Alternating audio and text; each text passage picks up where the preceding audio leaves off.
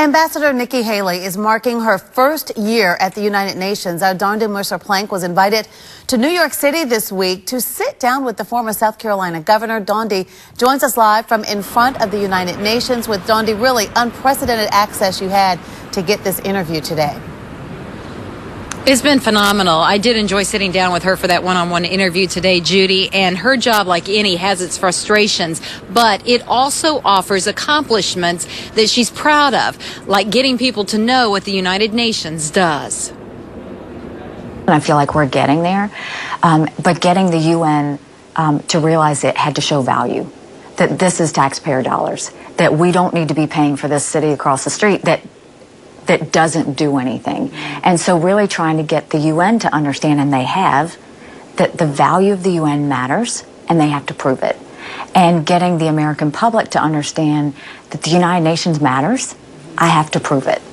And, you know, you bring those together and you try and make it work, and really keeping foreign policy front and center, making sure that the message of the United States' strength and what we want to deliver, and making sure that goes forward. So all of those things, being able to work on that, reform the peacekeeping efforts here, change the way countries look at the United States, all of those things have been goals, and we're still trying to push through that. Well, Haley says when it comes to her greatest frustrations, she's impatient by nature and something happens as quickly as she would like it to. What frustrates her the most is North Korea and its nuclear weapons, and Syria and its chemical weapons.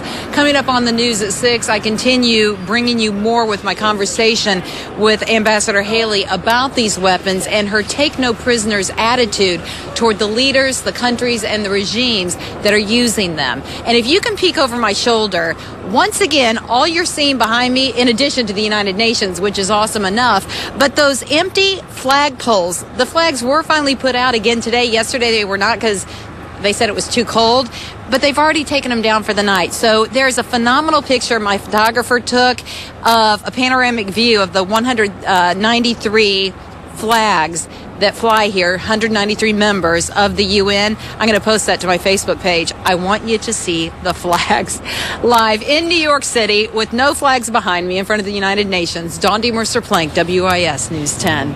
Dawndy, I saw